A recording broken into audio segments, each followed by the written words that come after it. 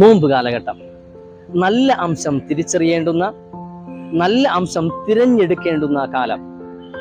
കർത്താവായ യേശുക്രിസ്തുവിന്റെ പരിശുദ്ധ ശുശ്രൂഷ വേളയിൽ കർത്താവ് ബഥാന്യ എന്ന ഗ്രാമത്തിൽ കടന്നുപോയി വചനം പറയുകയാണ്. വചനം കേൾക്കുന്നവരുടെ കൂട്ടത്തിൽ മാർത്തയുണ്ടായിരുന്നു. മാർത്ത യേശുവിനെ ഭവനത്തിലേക്ക് ക്ഷണിക്കുന്നുണ്ട്.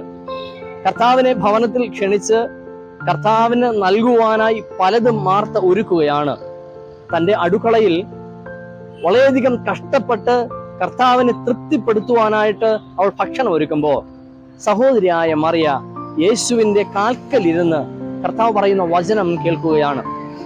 മാർത്ത ക്രിസ്തുവിനെ പ്രീതിപ്പെടുത്തുവാൻ, തൻ്റെ ജീവിതത്തിൽ ക്രിസ്തുവിനെ നൽകുവാൻ കഴിയുന്നത് എന്ന് അവൾ ചിന്തിച്ചത് മാക്സിമം ചെയ്യുമ്പോൾ, മറിയ യേശുവിന്റെ കാൽക്കലിരുന്ന് വചനം പഠിക്കുകയാണ്.